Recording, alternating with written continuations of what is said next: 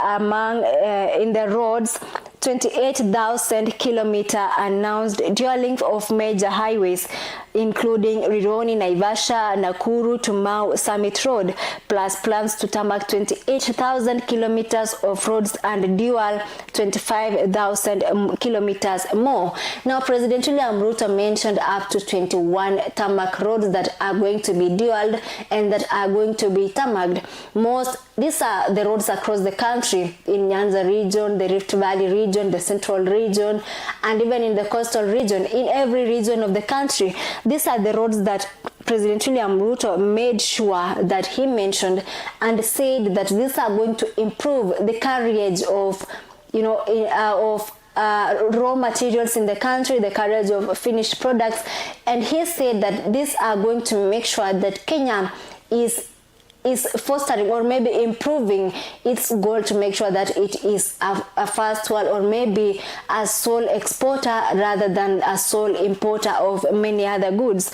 And also on energy, he mentioned that 10,000 megawatts. He aims to add up to 10,000 megawatts of power through geothermal, solar, wind, and hydro, and also nuclear sources. Now, when it comes to energy, we know that President William Ruto has been leading a lot of summits to make sure that Kenya's energy system is improved. You know, he has also made sure that the power that Kenya is going to use in the next future is not only going to depend on hydro, but to depend also on wind, to depend on solar, and to depend on nuclear sources. This is something that if Kenya, of course, we know that if Kenya is going to implement this, then this is something that is going to boost the country. And also in the education sector, Kenya shillings 700 billion. Now, President William Ruto said that he has a budget of up to Kenya's shillings 700 billion, from Kenya shillings 490 billion to over Kenya shillings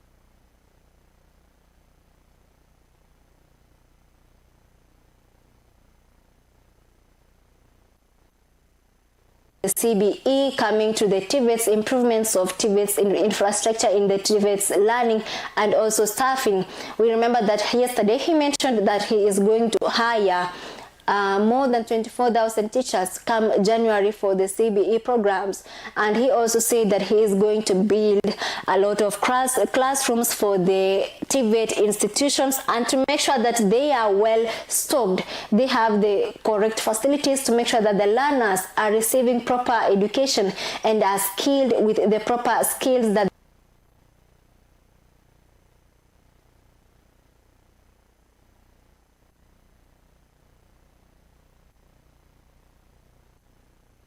in his presidential address during the national address of the State of the Nation in the Parliament chambers yesterday. He unveiled he also made sure that the economic plan centered on infrastructure, expansion, agricultural self-sufficient, and turning Kenya into a net exporter. This is something that I mentioned earlier, that the president wants Kenya. This is now a map that if we all focus into, the president mentioned that Kenya being so dependent on the rainy seasons, it can make sure that it utilizes all those rainy seasons, all those harvesting, planting and harvesting seasons, to make sure it exports a lot more than it imports. This is something that will make sure that we have curbed the food security issue, and we also make sure that we are earning from it, that is by exporting rather than importing. And now when it comes to infrastructure, Kenya is going to have, President William Ruto pledged that Kenya is going to have up to a Kenya shillings 5 trillion, that he made sure that no new taxes or borrowing is going to be done to fund a Kenya shillings 5 trillion infrastructure plan. So this is something that we hope he already has a plan for. and because he said that there is no new taxes and there is no new borrowing that is going to happen to make sure that this infrastructure, this 5 trillion Kenya shillings infrastructure plan has been implemented. And you know, this is something that we are just giving about some time to make sure that Kenya is moving to the right direction. And now coming to the capital, the president announced the creation of a national infrastructure fund and sovereign wealth fund to attract private capital. You know, President William Ruto, since when he ascended into power, he has been making sure that Kenya is gaining more than, you know, it's just staying comfortable in wherever it is. He has been making sure that you know, many government parastatals are privatized, and this is something that he is making sure to do because this is something that he believes is going to raise more income, to raise more revenue to the country. Now, the creation of a national infrastructure fund and a sovereign wealth fund to attract private capital, this is yet another move by the president to ensure that Kenya is safe and is earning a very good revenue from the public resources. And now on Kisumu SGR, President William Ruto confirmed that the SGR extension to Kisumu and Malaba starting January next year, 2026. This is something that he has been talking about for the last 1 year.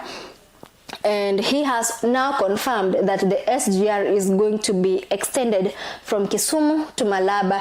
And this is something that we all know that is going to make sure that all the raw materials, all the resources, and all the finished products from the Nyanza region are reaching our ports in Mombasa and our airports in Mombasa and in Nairobi on time to make sure that they are exported. This is something that is going to raise revenue for the country, and the president is so sure and is so honest in this to make sure that it is happening. And now coming to funds privatization, the proceeds will be ring-fenced for investment, cited global models like Temasek and Mubadala. These are global institutions, or maybe let me say global buildings that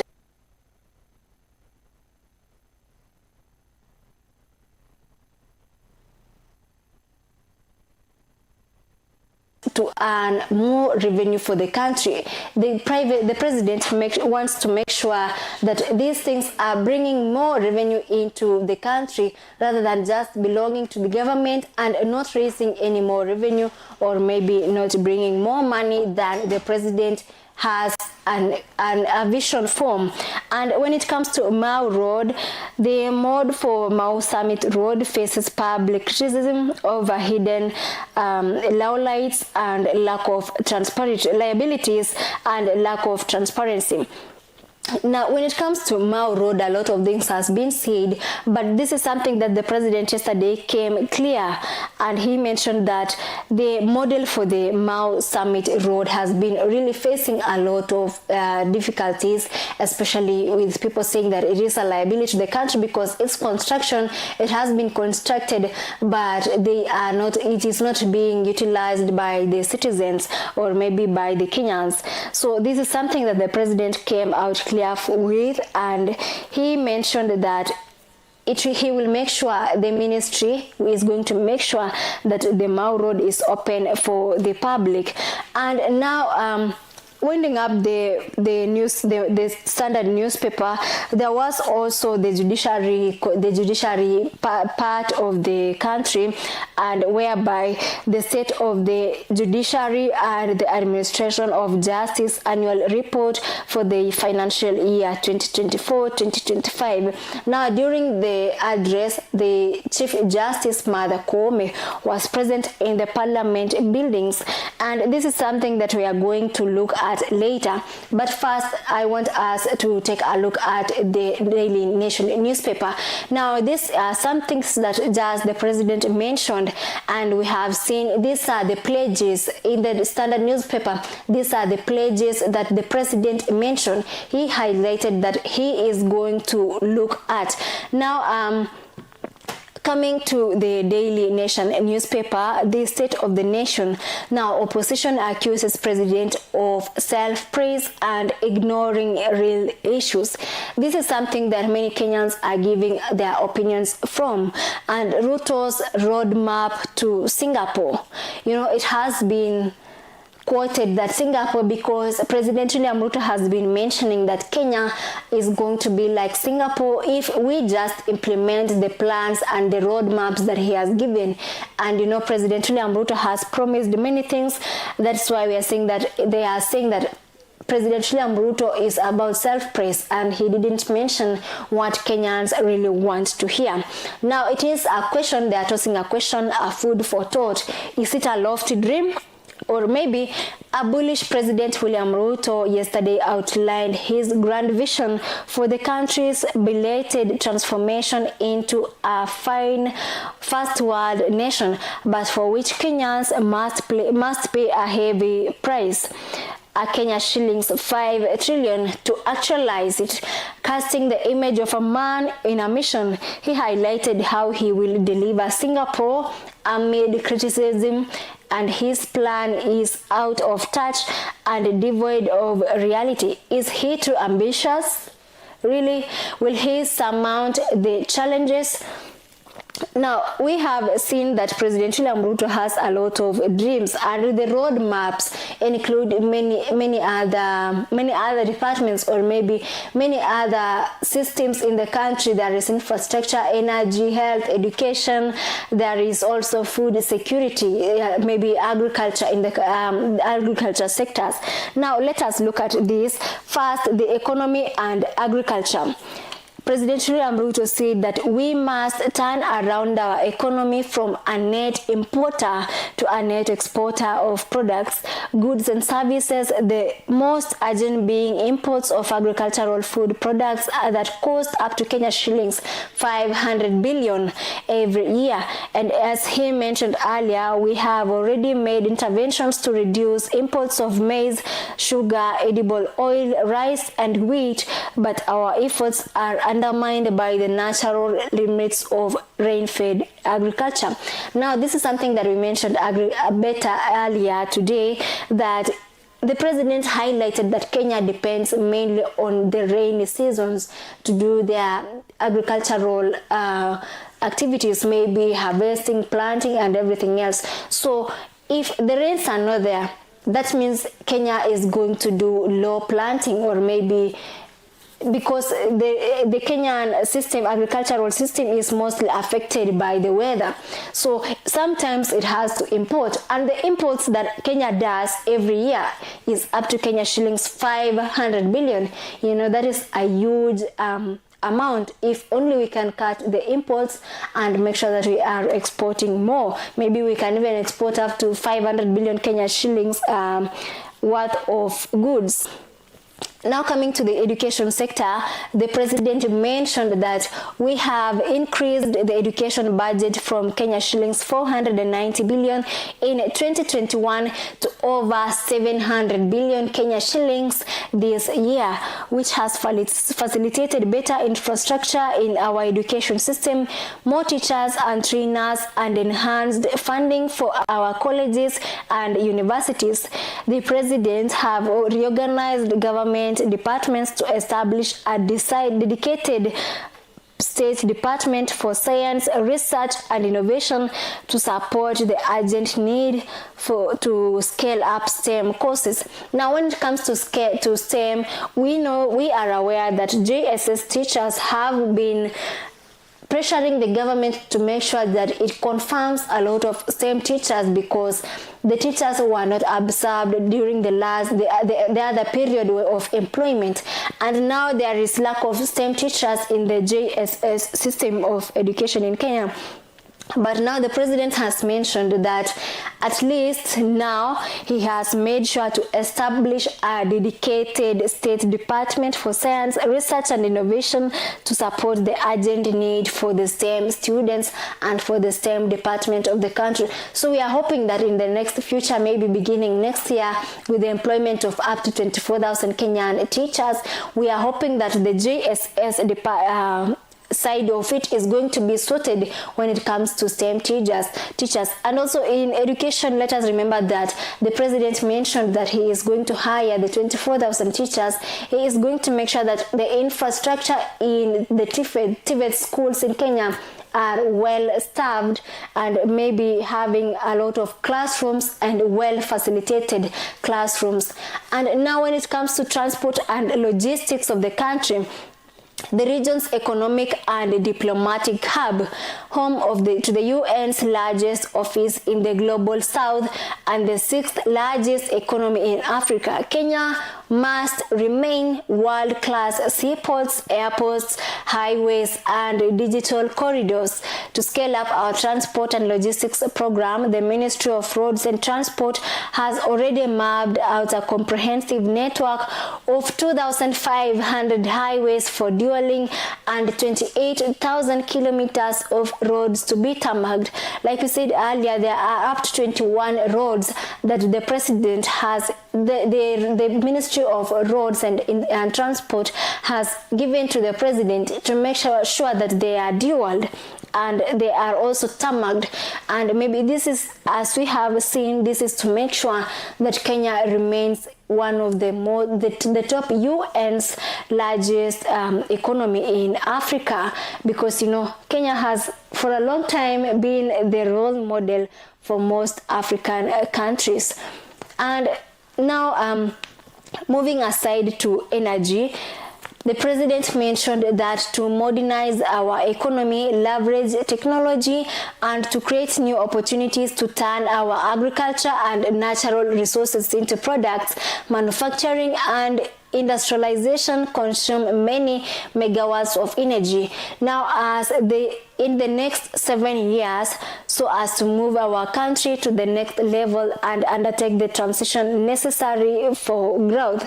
Now, an additional of 10,000 megawatts is going to be added. Like we saw earlier, these are going to be from diverse sources, from the solar energy, from the wind energy, and also in the hydro and in the nuclear systems. So Kenya's energy system is going to be strengthened, and this is mostly for industrializations to make sure that manufacturing and agricultural industrialization in the country is improved. Now moving away from the presidential report address yesterday in the parliament chambers, we go to another story whereby witnesses recount horror in school fire tragedy.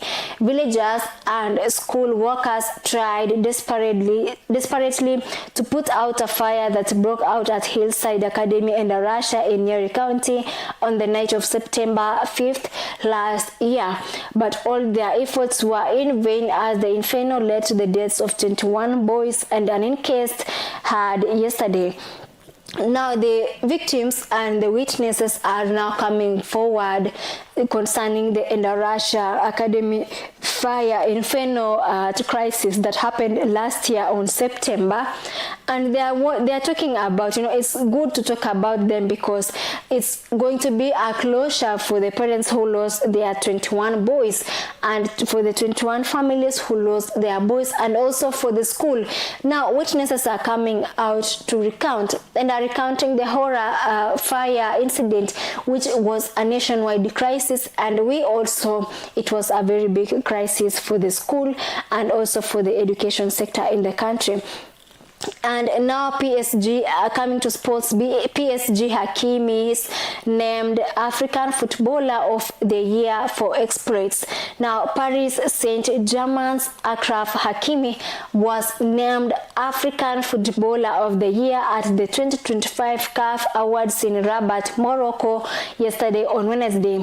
The first defender to claim the prize in 52 years, as he finished ahead of Mohamed Salah and Victor Osimhen in the voting. Now, Mohamed Salah and Victor Osimhen have been in the limelight for a very long time, and now Paris Saint-Germain's Achraf Hakimi is coming now forward to and has warned that. And elsewhere, harmful masala effects. Now this is a copy that about masala effects. This is a spice that is mostly used for many things, including tea, pilau, and many other things that many Kenyans, of course, are eating. And now this is just about the Nation newspaper, and it mostly talking about the presidential address yesterday and about the sports and everything else that the president mentioned yesterday. It is now 10 minutes past 7 a.m. and we are taking a commercial break here at the Morning Bus. I am Chemutai Kiri.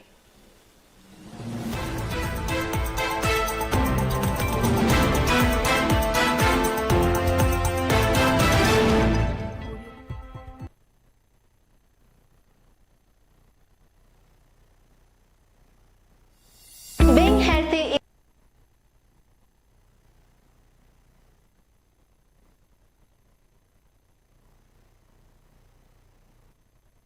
is a strive everybody longs for. Human beings will spend their time online searching remedies for conditions challenging them.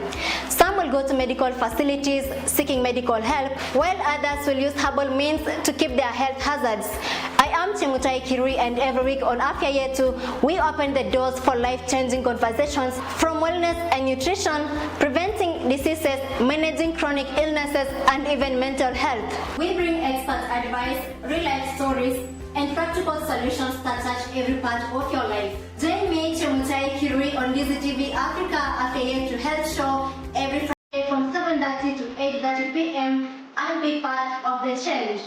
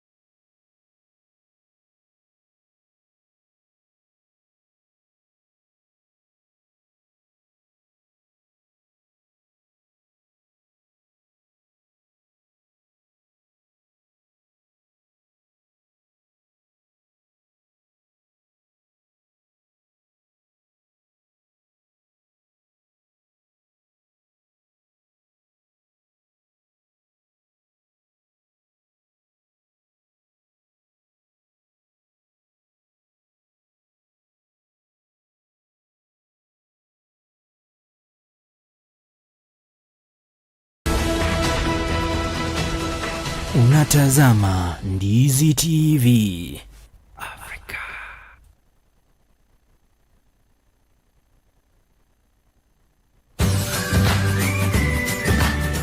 Je, wajua kwamba mapishi si kazi tu ila ni sanaa?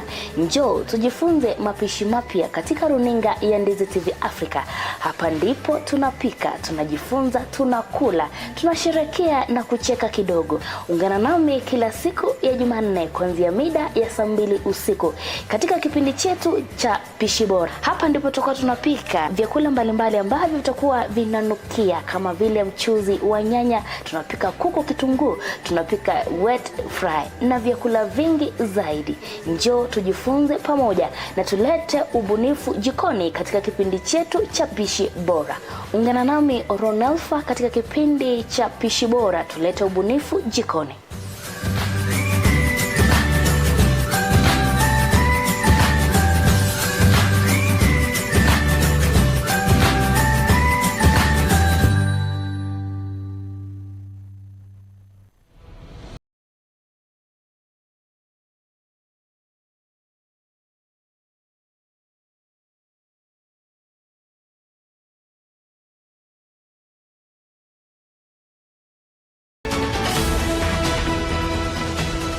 Unatazama Ndizi TV.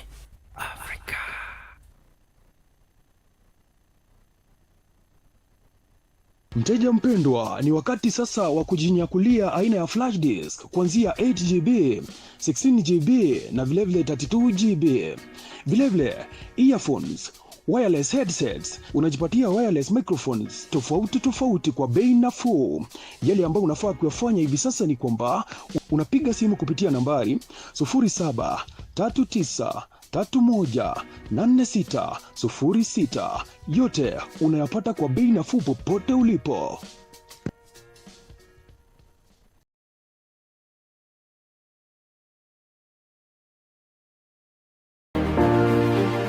Naam, ni wakati wa kusikiza sauti inayobeba maono, busara na hali halisi ya kisiasa humu nchini. Karibu katika kipindi Sauti ya Uongozi. Hapa tutakuwa tunazungumza na viongozi kujieleza katika hali halisi ya yale ambayo waliahidi kuyafanya, na bila shaka kukupa wewe mtazamaji nafasi ya kuzungumza kama mwananchi wa kawaida kwa yale ambayo waliahidi kuyafanya katika maendeleo humu nchini. But after making the payment, they delete it. Now, what kind of accounting is that? Because you are supposed to maintain the details of whoever you paid so that the figures can balance. Watu ambao wanafanyiwa sio kwamba ni wale wananchi wote ambao wako pale wanafanyiwa ile funding. Ni makundi haswa. Na zile pesa kufika katika makundi ikamfikia mwananchi yule ambaye alikuwa anachangiwa akapata kiasi kidogo cha pesa. Ina maana kule kuzurula ule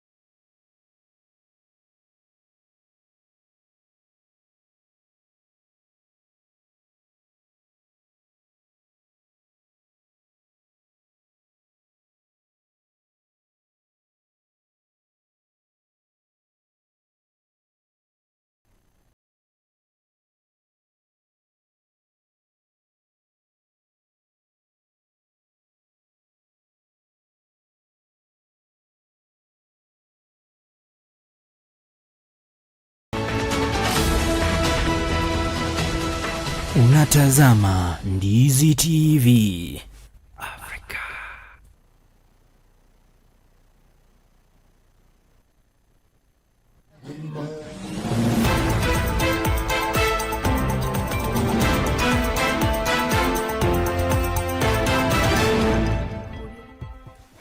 Now, welcome back to the Morning Buzz, and remember we are still having our newspaper report.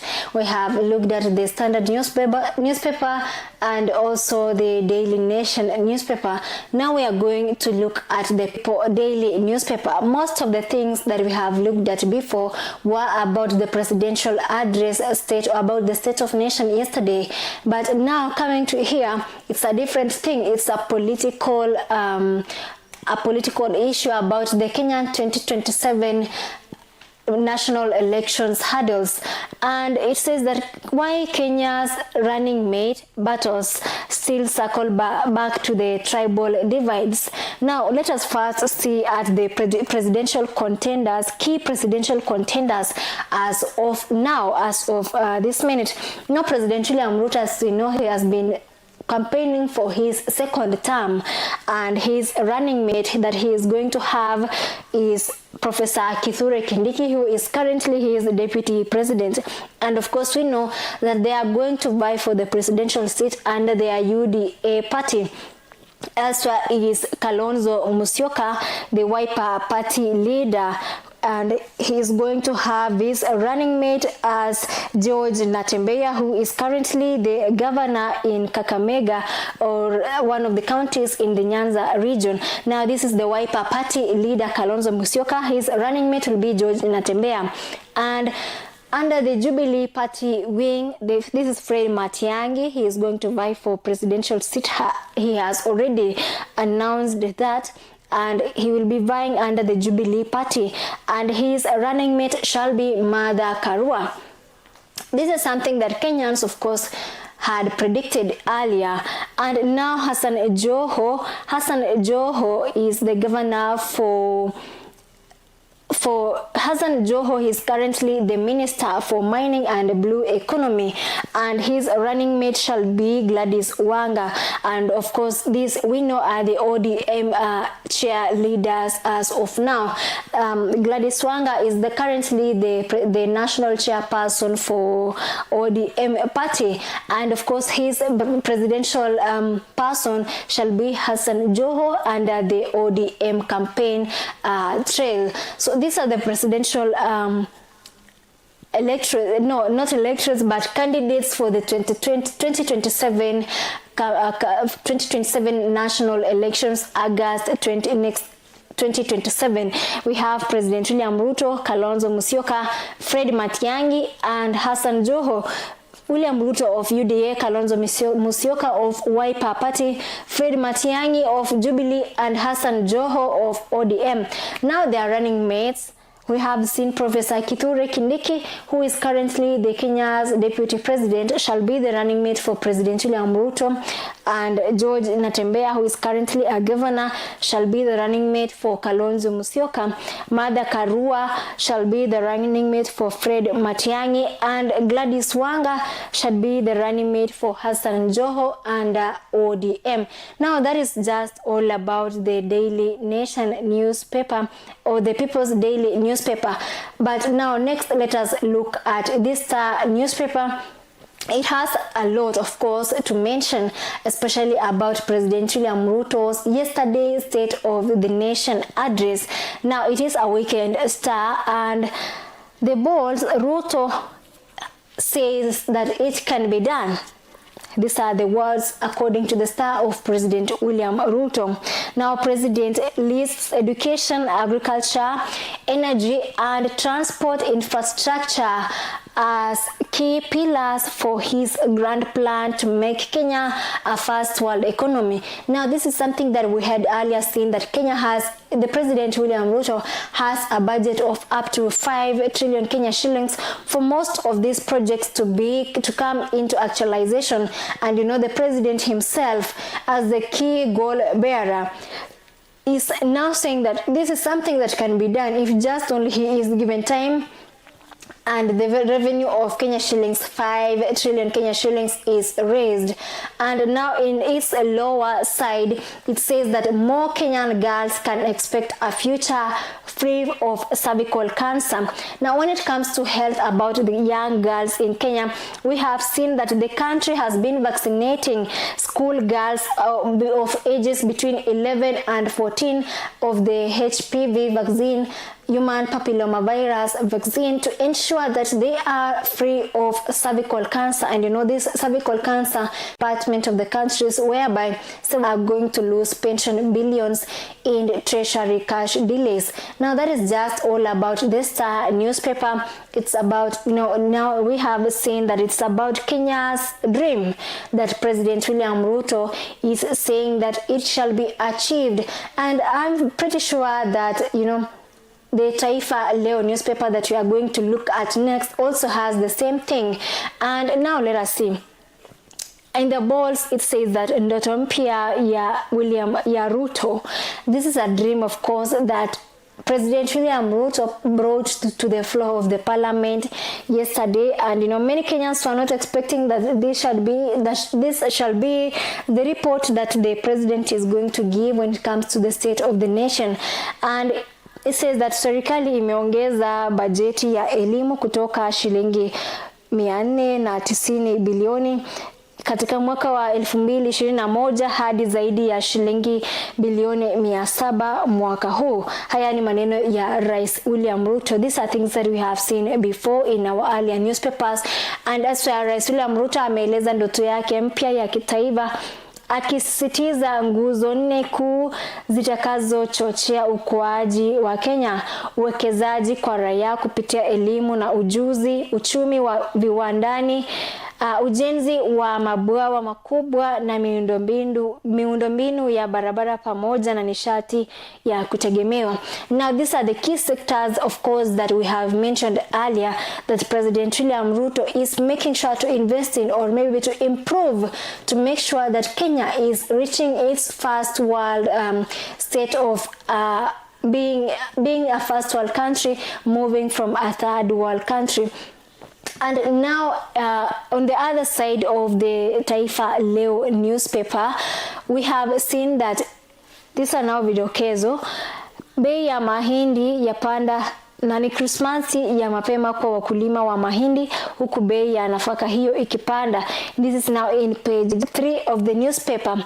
President William Ruto yesterday mentioned that bei ya unga imeshuka chini, lakini sasa bei ya mahindi imepanda. And you know, it's a celebration for the Kenyan farmers because these are the harvesting seasons, and you know, most people are going, and even the most serious boards in the country are going to make sure that they are buying a lot of this maize from the farmers before, you know, the prices continue hiking or before they go bad. And elsewhere, there was a heated retort between Professor Kithure Kindiki, who is the deputy president.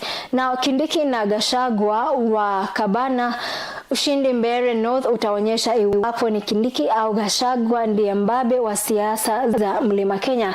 Huu ni ukurasa wa 4 katika gazeti la Taifa Leo.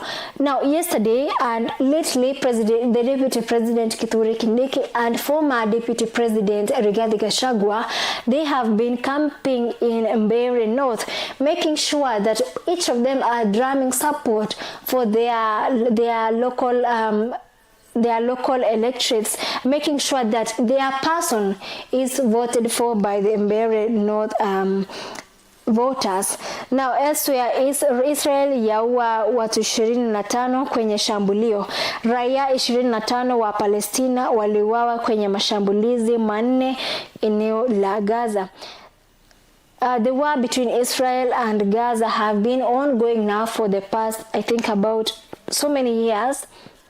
And just yesterday, raia 25 from Palestine were killed by Israeli missiles, or maybe the Israeli army militaries in Palestine, due to the war that is happening in Gaza. And now that is all about the Taifa Leo newspaper. It has been about the President William Ruto's dream to making Kenya a first world country, and also making that sure that Kenya is improving.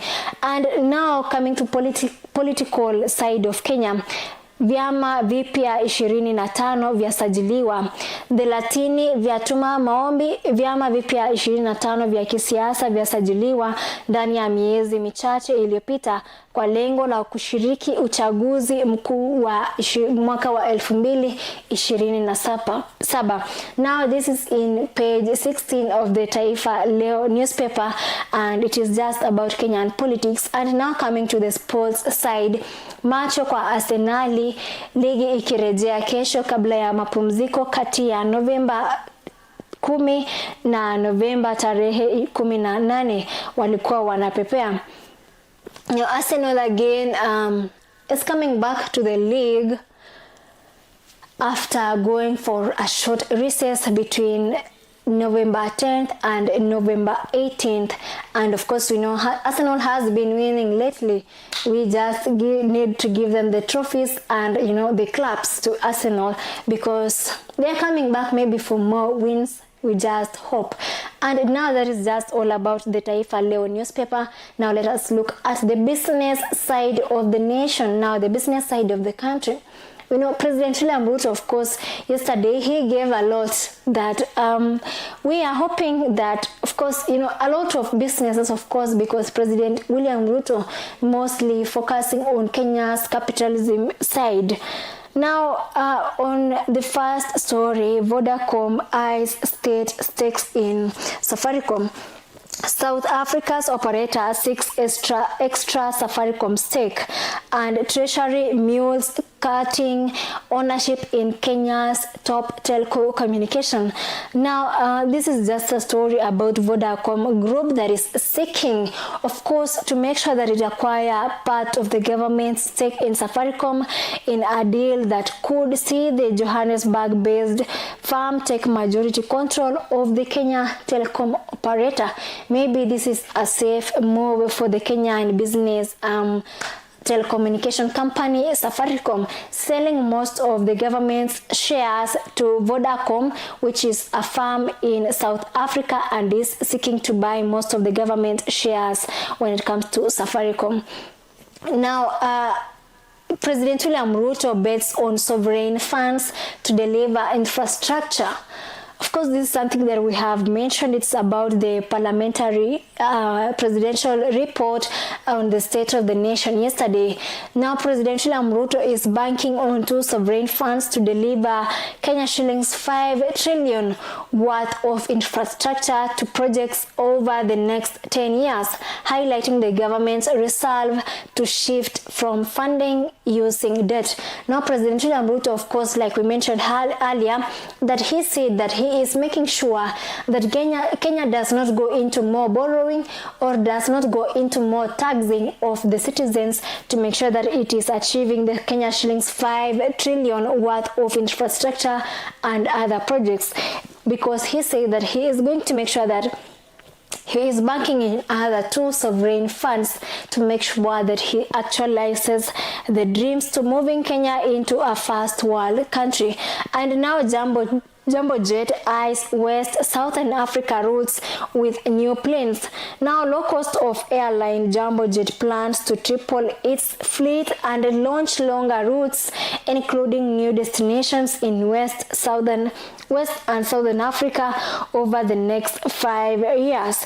Now, this is just about the transport sector, the airline transport sector, and Jambo Jet is a very old company that, you know, it has been improving, and now it is eyeing West and Southern Africa routes with other new planes. This is maybe a major investment for the Jambo Jet.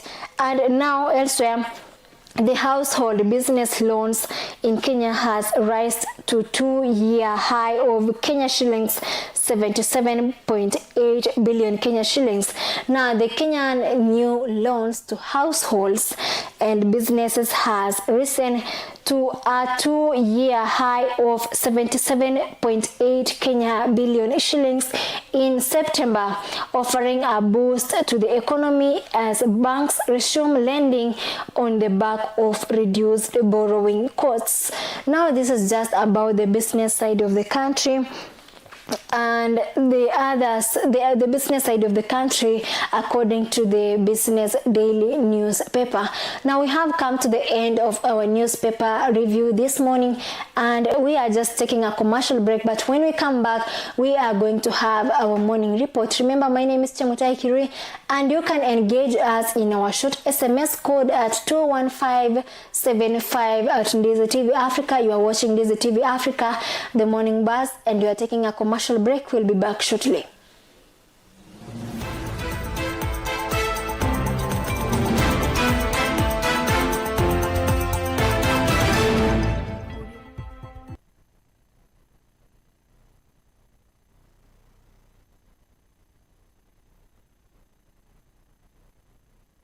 Je, wewe ni mmiliki wa aina ya gari aina ya Alto, Probox, Harrier, V8 na Lexus? Jipatie brake pads kwa bei nafuu hivi sasa. Vilevile oil filters kwa gari aina ya Toyota na vilevile Subaru. Ili upokee popote ulipo, piga simu kupitia nambari 0739318606.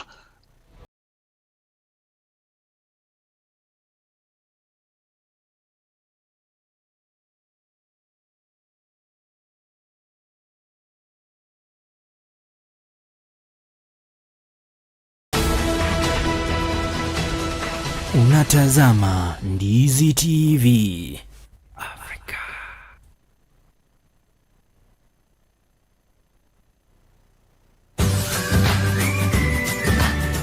Je, wajua kwamba mapishi si kazi tu ila ni sanaa? Njoo tujifunze mapishi mapya katika runinga ya Ndizi TV Africa.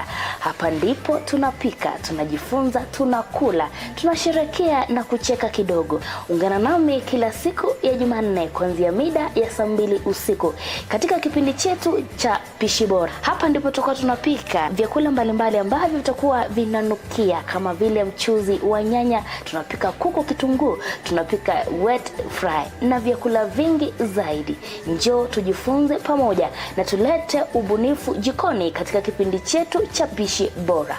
Ungana nami Ronelfa katika kipindi cha Pishi Bora, tulete ubunifu jikoni.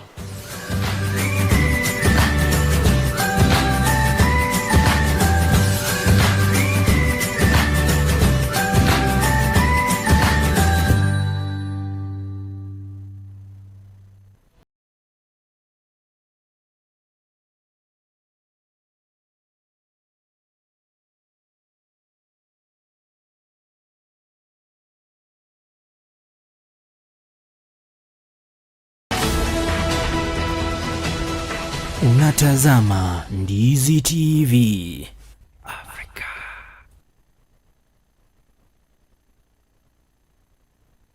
Mteja mpendwa, ni wakati sasa wa kujinyakulia aina ya flash disk kuanzia 8GB, 16GB na vilevile 32GB.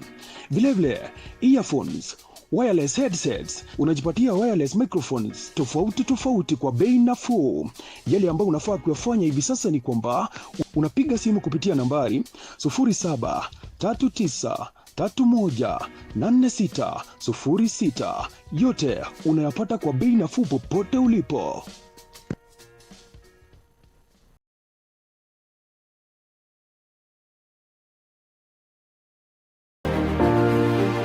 Naam, ni wakati wa kusikiza sauti inayobeba maono, busara na hali halisi ya kisiasa humu nchini. Karibu katika kipindi Sauti ya Uongozi.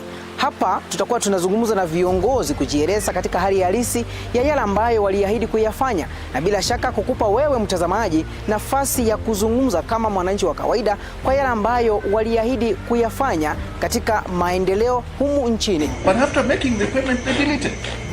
Now, what kind of accounting is that? Because you are supposed to maintain the details of whoever you paid so that the figures can balance. Watu ambao wanafanyiwa sio kwamba ni wale wananchi wote ambao wako pale wanafanyiwa ile funding. Ni makundi haswa. Na zile pesa kufika katika makundi ikamfikia mwananchi yule ambaye alikuwa anachangiwa akapata kiasi kidogo cha pesa. Ina maana kule kuzurula ule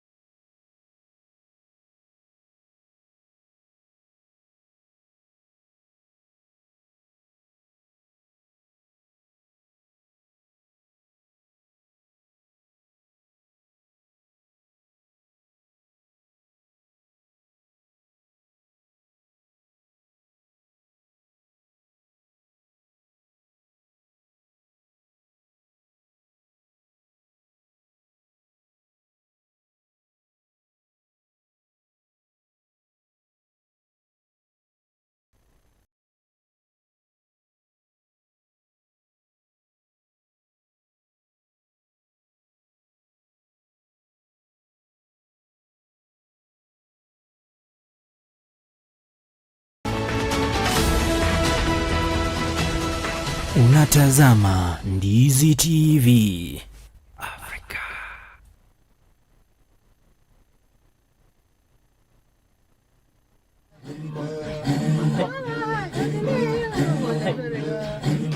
kila jamii hapa Afrika, yani chini ya jua duniani, ina chimbuko lake.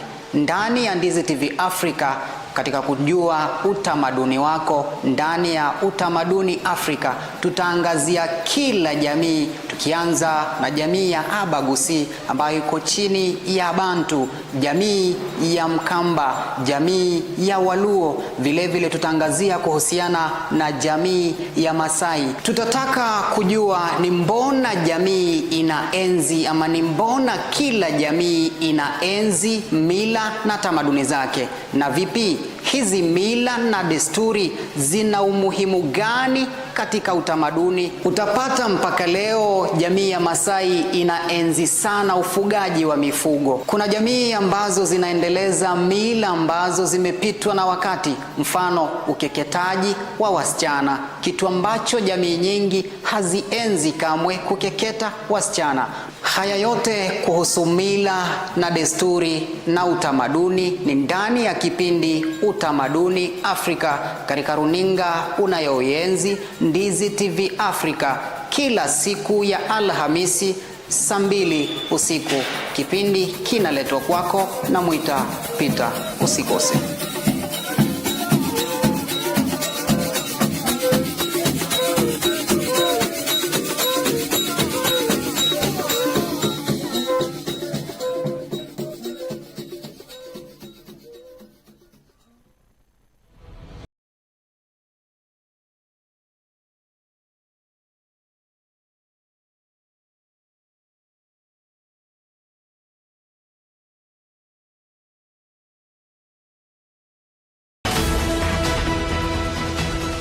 Unatazama Ndizi TV Afrika.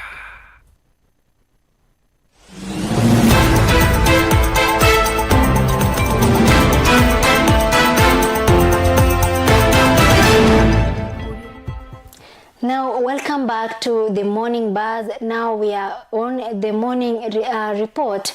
Welcome back. And President William Ruto has addressed the nation from Parliament yesterday afternoon, highlighting major strides in Kenya's healthcare system.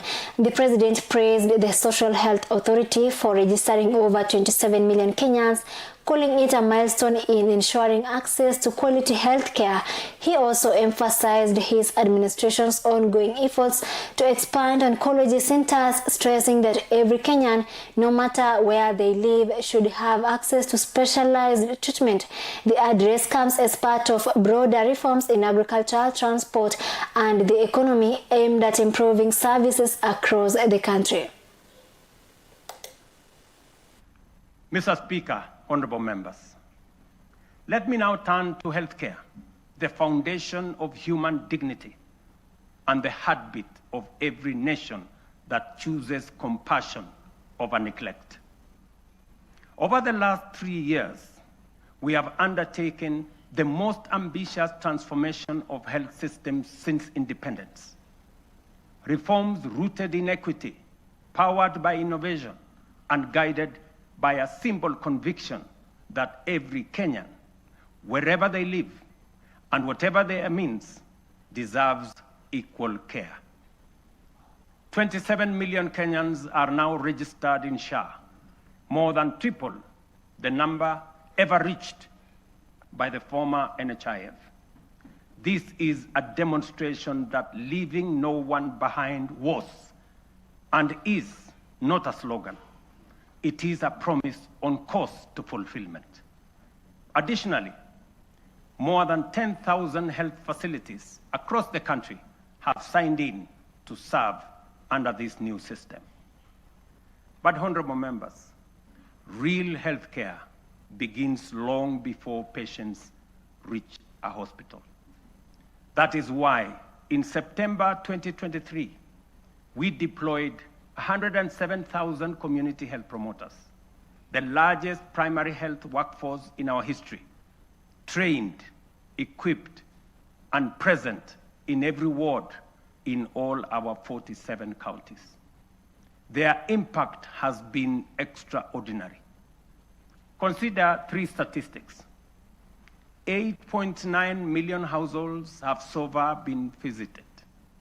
9.9 million diabetes screenings have been done with 134,000 cases diagnosed. 6.5 million hypertension screenings have been conducted with 305,000 cases confirmed. Millions of lives have been touched and thousands saved. This is what equity looks like. This is the meaning of universal health care. This is leaving no Kenyan behind indeed. Behind these numbers stand the community health promoters, quiet, devoted, tireless, heroes of this new era. Today, we honor them. We thank them. To them, we say Kenya is healthier because of you. Mr. Speaker, when I promised that those unable to pay would be supported by government under UHC, the cynics scoffed as usual. Today, we are paying premiums for 2.3 million vulnerable Kenyans, including orphans, widows, the elderly, and those without income, because for them, healthcare is not a privilege. And I must commend members of this august House who have stepped in to support vulnerable families in this gesture. We are also modernizing hospital equipment through the National Equipment Service Project, replacing the old MES model that burdened counties with heavy upfront costs. Under the new fee-for-service system, private partners install, maintain, and run state-of-the-art equipment, and public facilities pay only when they use them. We have overhauled KEMSA to end the chronic crisis of drug shortages, raising medicine availability from 48% to 68%, and to a projected 90% by the end of this year and 100% by March next year. This is more than healthcare reform. It is a long-deferred promise finally taking shape. A Kenya where every citizen can face tomorrow with confidence, knowing their nation. And now in education, President William Ruto has announced major steps to strengthen learning across the country. He revealed that 76,000 teachers have already been recruited, with an additional 24,000 more expected to join schools in January next year. New classrooms are being delivered to reduce congestion, while technical and vocational training institutions are being upgraded to support STEM programs. The president says these measures are designed to make education more sustainable and to ensure every child has the opportunity to succeed regardless of where they live. Mr. Speaker, honorable members, when I assumed office, our education sector was in distress with a strained CBC transition, a chronic teacher deficit, universities on the edge of insolvency, and overstretched infrastructure. We moved quickly to restore education as the great equalizer. Through the student-centered funding model, scholarships and loans now follow need and merit, placing the learner at the center. Nearly 500,000 students have already benefited from this model. We then tackled the teacher crisis head-on. We have hired, as you all know, 76,000 teachers, with 24,000 more to be brought in by January next year. That will translate to 100,000 teachers in 3 years, an achievement unmatched in the history of our country. Together with the national government CDF, we have delivered 23,000 new classrooms and 1,600 laboratories are under construction, easing congestion and giving CBC the dignified facilities it requires. TVET has become the engine of practical skills. Enrollment has leaped from 341,000 in 2022 to 718,000 as young Kenyans embrace engineering, ICT, modern agriculture, hospitality, design, and the trades that power a modern economy. In strengthening education at every level, we are giving life to the national values in Article 10, especially equity, human dignity, and sustainable development, ensuring every child. And now President William Ruto has hailed the progress of the National Affordable Housing Program, noting that 230 homes have now been delivered across Kenya. He highlighted that these projects are creating jobs with over 428,000 people, including architects, designers, and skilled workers already employed. The president says that by next year, nearly 1 million jobs could be created as housing and modern market construction continues countrywide, providing both homes and economic opportunities for communities in the country. When we said we would deliver affordable housing, the cynics dismissed it. They said it was fantasy. When they realized we were serious, they called it impossible. And when we broke ground across the country, they suggested that these projects would stall. Today, those doubts have given way to a very different question from Kenyans everywhere. How do I own one of these units? That is now the question. Across the country, we are delivering the most extensive housing rollout in Kenya's history. 230,000 affordable homes. And we meet student needs. 178,000 beds have been packaged for universities, TVETs, KMTCs, with 74,000 already under construction, transforming a sector where fewer than 10% once had decent accommodation. Additionally, 270 modern markets are taking shape nationwide, providing vital spaces for women and MSMEs, with another 175 underway, expanding the backbone of local commerce. And through the Nairobi River Regeneration Program, 44,000 young people are restoring the river corridor and preparing sites for 10,000 social homes along the renewed riverfront.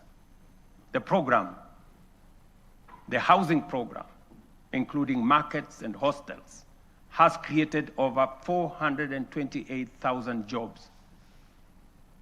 Jobs that include architects, engineers, plumbers, electricians, carpenters, masons, steel workers, transporters, and thousands of MSMEs in fittings, fabrication, and interior design work. At peak next year, it will employ at least 1 million Kenyans. Honorable members, this program is far more than housing. It is a national empowerment engine, creating jobs, formalizing the informal sector, revitalizing micro, small, and medium enterprises, restoring our environment, and building resilient communities. It advances equity, dignity, and sustainable development, the very values anchored in Article 10 of our Constitution. And now, with transport infrastructure being a key focus for the government, President William Ruto has said that with a 10-year plan now in place to upgrade roads and highways across the country, the president added that issues affecting airports, including JKIA, will be addressed by January next year. He noted that these improvements are aimed at boosting business growth, facilitating trade, and connecting communities, underlining the role of modern transport systems in Kenya's economic development. Japan's post-war revival, enabled by strategic and strategic road expansion is a clear example. From only 2,000 kilometers of road, they constructed over 1 million kilometers of paved road in 7 decades. We in Kenya, you know, we have only constructed 22,000 kilometers over a relatively similar period. To scale up, ladies and gentlemen, honorable members, our transport and logistics program, the Ministry of Roads and Transport have already mapped out a comprehensive network of 2,500 kilometers of highway for dualing and 28,000 kilometers of road to be tarmacked over the next 10 years. We will onboard private-public partnership in the modernization of Jomo Kenyatta International Airport, Mombasa and Lamu Airport, and sort out the challenges facing Kenya Airways by next year. This work is already in progress. Next week, I will launch the dualing of the 170-kilometer Rironi, Naivasha, Nakuru, Mau Summit Road. On the same day, I will break ground on the dualing of the 58-kilometer Rironi, Mai-Mahiu, Naivasha Road. The gridlock that paralyzes these roads every day, especially on weekends and holidays, will soon, by God's grace, be a thing of the past. Additionally, roads earmarked for dualing include Muthaiga Kiambu Ndumberi, Machakos Junction Mariakani, Mau Summit Kericho Kisumu, Kisumu Busia, Mau Summit Eldoret Malaba, Athi River Namanga, Karatina Nanyuki Isiolo, Makutano Embu Meru Maua, Mtwapa Malindi Mombasa, all the way to Lungalunga, Kericho Kisii Migori Isabenia, and Nakuru Nyahururu Karatina Kisii Oyugis Ahero. The northern bypass, James Gishuru roads, Bomas Karen Gong, and Bomas Ongata Rongai Kiserian, including Gong Isinya and Naivasha to Kikuyu, among many other key corridors nationwide. This infrastructure drive will also include extending the standard gauge railway from Naivasha to Kisumu and eventually to Malaba. And that exercise, ladies and gentlemen, is beginning in January. In just 2 months, we will be beginning that. Now, meanwhile, President William Ruto has been honored by the Confederation of African Football for his contribution to sports development in Kenya. The award, presented during the 2025 CAF ceremony in Morocco, recognizes the president's efforts in strengthening football infrastructure and supporting young talent. CAF President Dr. Patrice Motsepe praised Kenya's commitment to nurturing athletes and improving sports facilities, a move that is seen as a boost for youth empowerment and national pride. Jessica Gakidia, Ambassador of Kenya to Morocco, will receive the award on behalf of His Excellency William Ruto, President of Kenya. So, yeah, go ahead.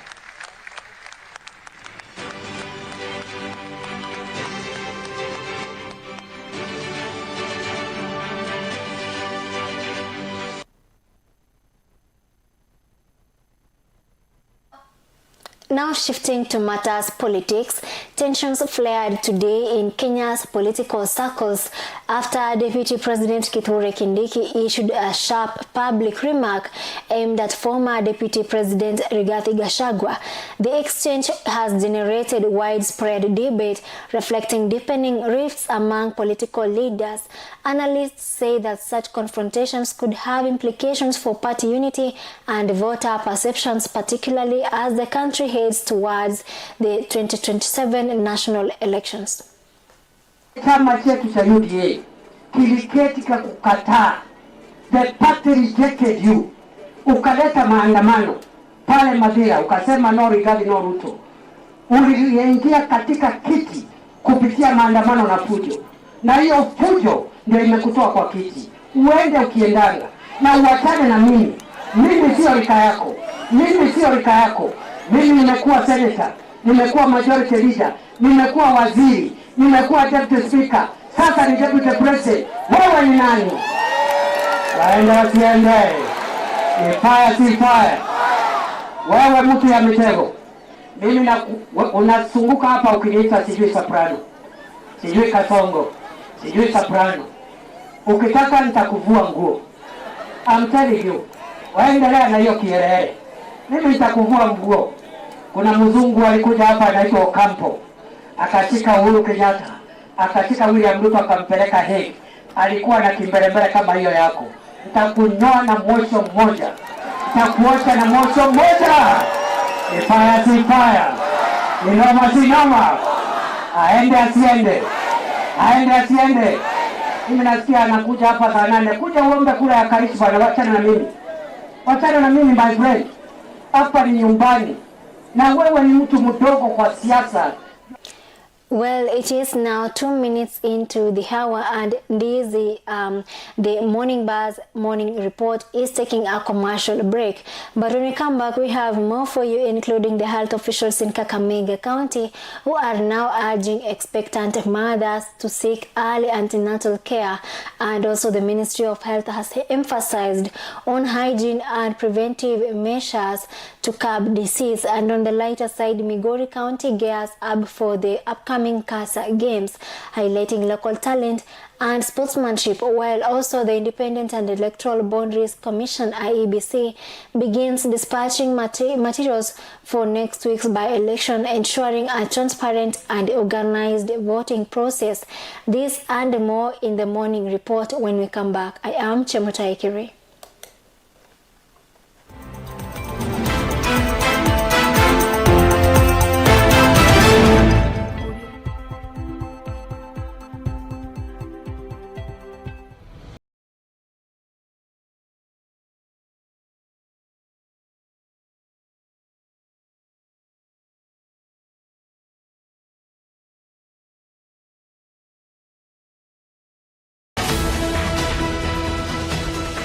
Unatazama Ndizi TV Afrika.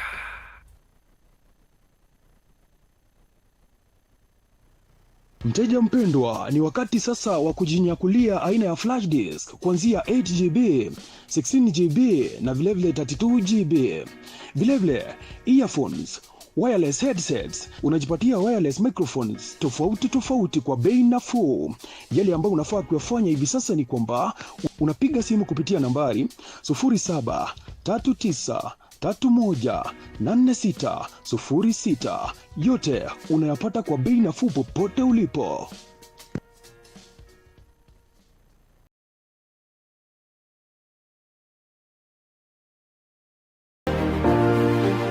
Naam, ni wakati wa kusikiza sauti inayobeba maono, busara na hali halisi ya kisiasa humu nchini. Karibu katika kipindi Sauti ya Uongozi.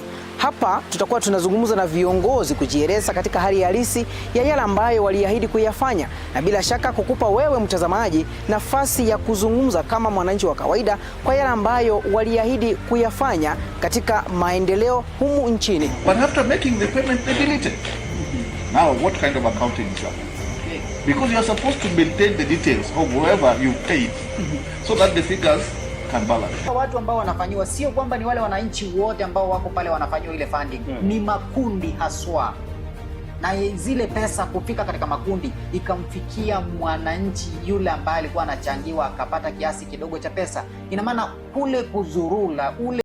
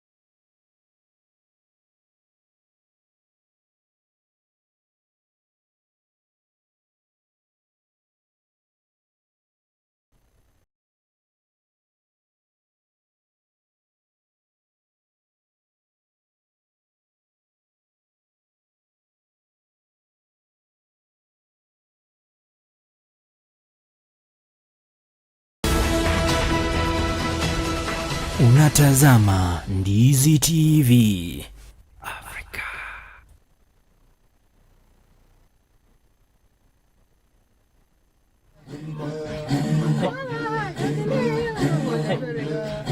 Kila jamii hapa Afrika, yani chini ya jua duniani, ina chimbuko lake.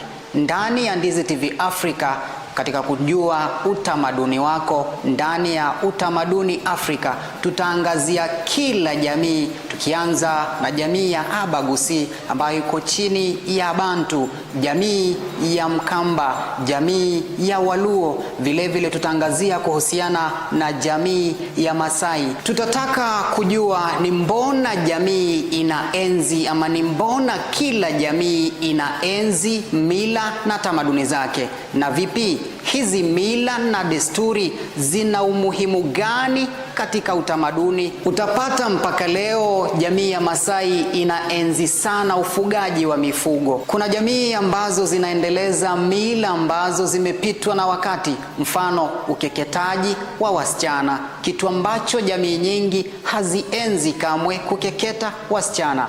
Haya yote kuhusu mila na desturi na utamaduni ni ndani ya kipindi Utamaduni Afrika, katika runinga unayoienzi Ndizi TV Afrika, kila siku ya Alhamisi saa 2 usiku.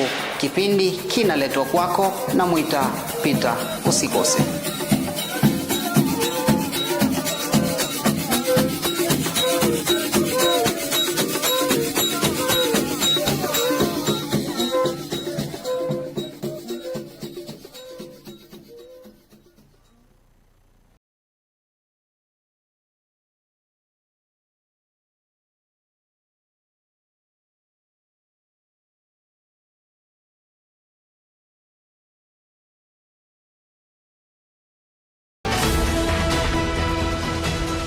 Unatazama Ndizi TV Afrika.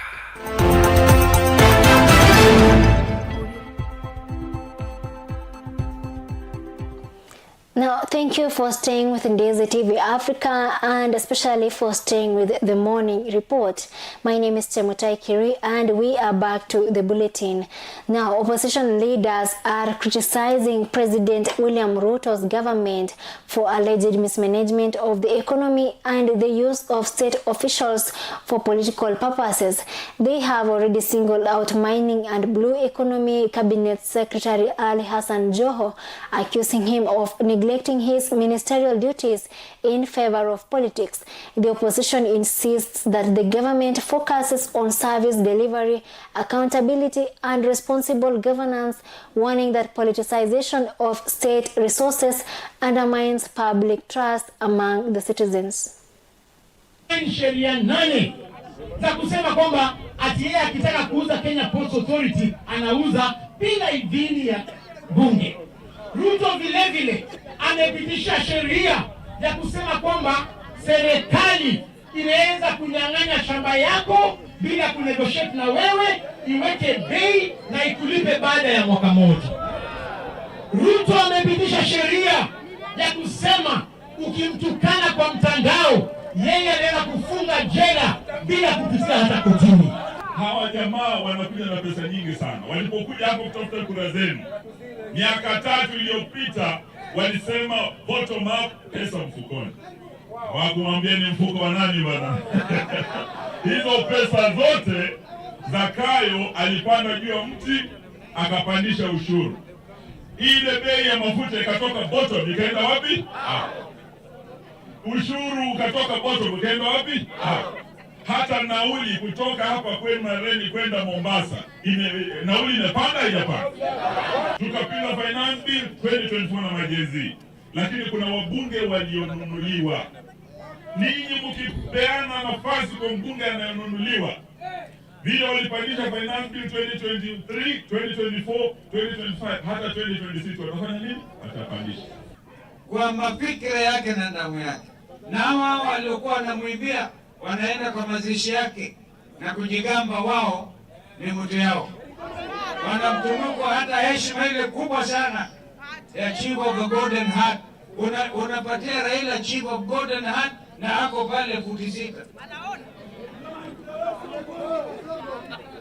Hiyo ni aibu ama si aibu? Ni madharau si madharau? Kwa hivyo watu wa Kenya wako na sababu moja sana, na ndio sisi jana na leo tukasema lazima Mungu atujalie tuje tuangalieni, tuzungumze, tuamue hata wakileta pesa ngapi, kwanza mkule hizo pesa, kwa sababu ni zenu, zile wanachukua ushuru wote. Ndugu yangu Eugene anauliza Ruto ataweka pesa mfuko, lakini hakuwaeleza ni mfuko gani. Kumbe ni mfuko yake mwenyewe. Anakusanya ushuru kila mahali, anauza makampuni ya nchi ya umma yote kila mahali, kila kuchao. Na sisi tunasema ule wakati umesalia, kama ni mwekezaji kutoka nje ya Kenya hii ambaye ananunua mali ya umma akiuziwa na Ruto, ajue tukichukua mamlaka tutatupilia mbali. And now Kiharu Member of Parliament Ndindi Nyoro has raised alarm over the country's rising national debt, which he says has increased from 8.7 trillion Kenya shillings to 12.5 trillion in just 3 years. He warns that excessive borrowing poses serious risks to the economy and criticized the government for lacking systems to monitor and control debt. Nyoro is calling for urgent reforms to ensure fiscal responsibility and to protect Kenya's long-term economic stability. The legal debt is 12.5 trillion Kenya shillings. And therefore, in that span of less than 3 years, Kenya has borrowed 3.8 trillion Kenya shillings. And therefore, Kenya is borrowing 1.25 trillion Kenya shillings every year. And therefore, the money Kibaki borrowed in 10 years, we are borrowing every year. And therefore, every day, we are borrowing 3.5 billion shillings every day. So this conference will be here for a week. So by the time you go back to Nairobi, you can do the calculations. The economy of Kenya is projected to be around $131 billion US by end of this year. That means it's allowed 60.9 trillion, thereabout. The debt in Kenya is 12.5 trillion now. So when we talk about debt to GDP ratio, we must never massage the denominator.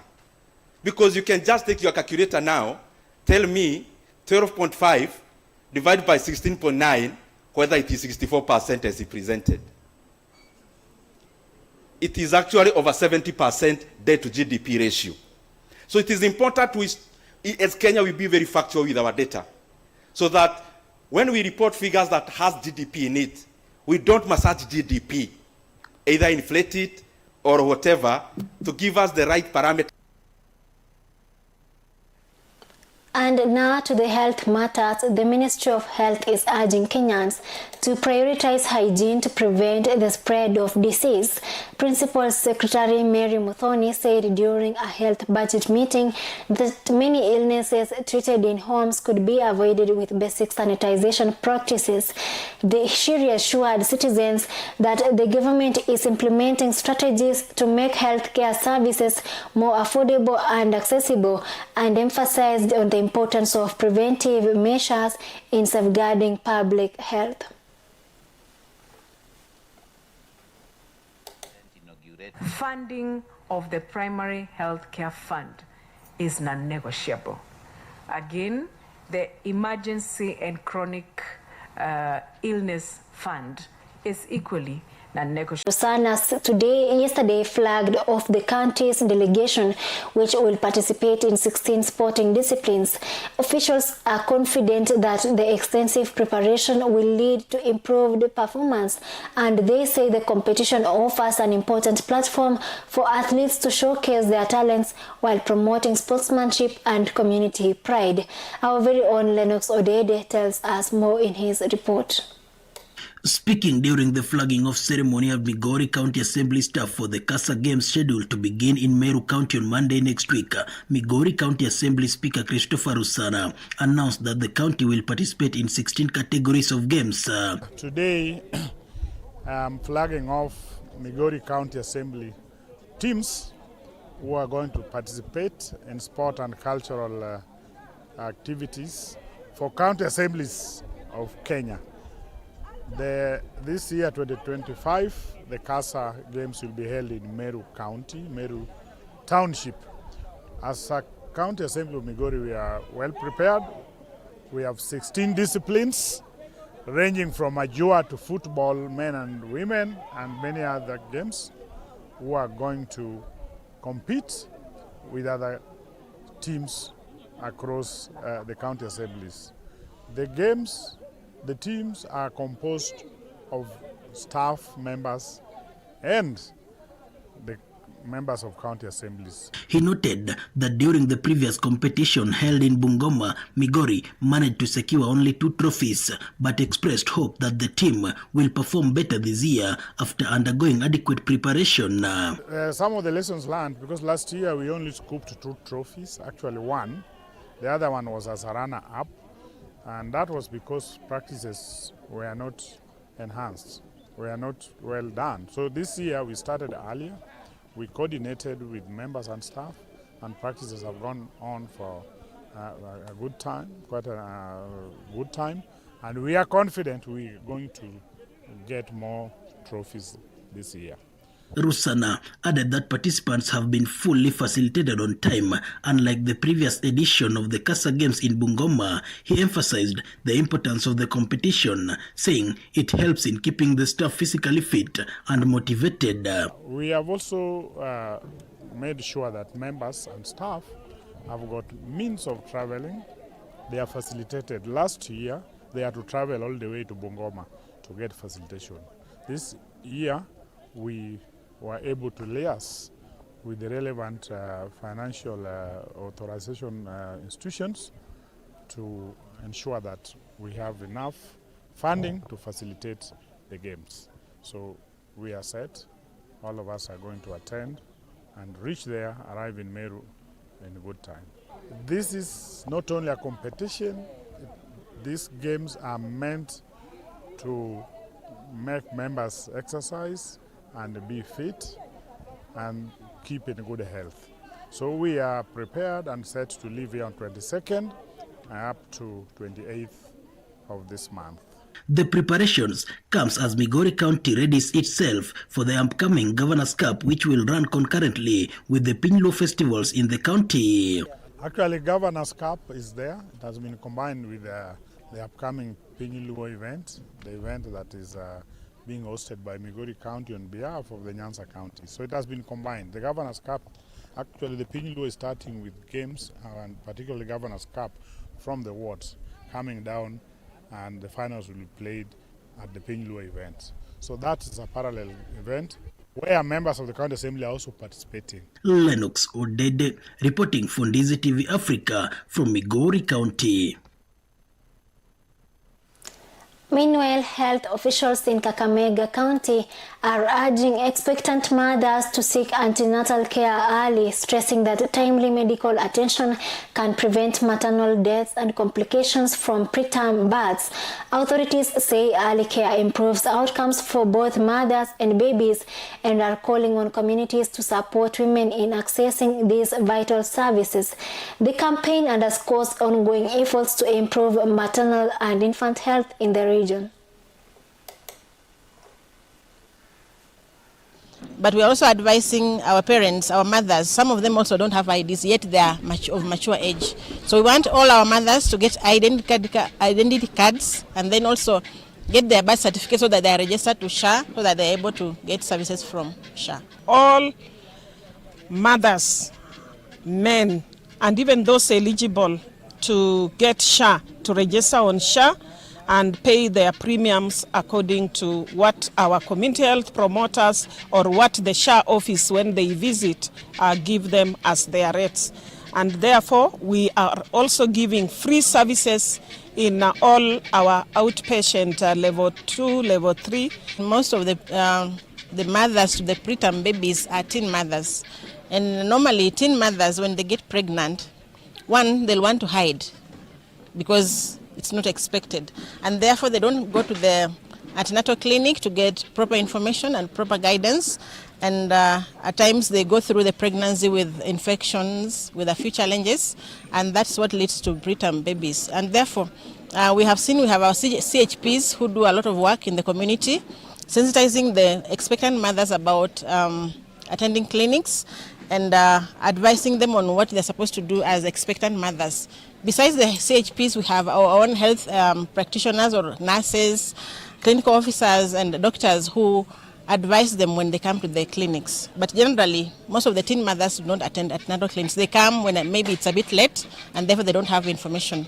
And many times a few of our mothers in the community also, though they are mature mothers, some of them also don't attend. And now the Independent Electoral and Boundaries Commission is beginning the dispatch of electoral materials ahead of next week's by-elections. At Jomo Kenyatta International Airport, IEBC Chairperson Erastus Ethekon Edung received the first batch of ballot papers printed in Greece. He confirmed that materials for remote constituencies such as Banisa will be airlifted to ensure security and timely delivery. The Commission says that these preparations are critical to conducting free, fair and transparent elections nationwide. We have 10 pellets containing our ballot papers for the by-elections. So far, I'm sure you've seen some of them destined for Baringo, for the senatorial seat, some headed for Mbeere North, and others will arrive tomorrow, another 29 pellets containing the rest of the ballot papers for the other constituencies and the ward. We now, all systems go. We've made all the preparations, adequate preparations, to ensure that this by-elections, which is the first to be conducted by this new IBC, to ensure that these by-elections go very well and we complete them successfully on the 27th of this month. In terms of the movement, as Chairman has indicated, these ballot papers from here, they go to the main warehouse of IBC in an industrial area. After that, the transportation will start on Friday. And as you can see, the packaging is per pallet, per constituency, from per constituency, per ward, and then to all the way to the polling station. This is one of the very key ingredients that we need to inspire electoral confidence. And I'm so certain that this will march forward and will be reflected even in the continued voter registration. We would like to urge fellow Kenyans that this act of transparency should really not go unrewarded. And now that reports from the JKIA airports by the IEBC chairperson Erastus Edung Ethekon has brought us to the end of our morning report segment of the Morning Buzz this morning. My name is Chemutai Kuri and my director has been Lucas Oma. And have the rest of the day a happy, good day for today. And I'll see you again later at 9 p.m. for the Friday Wave and also for the Afya Yetu Health program. My name is Chemutai Kiri and have a good day.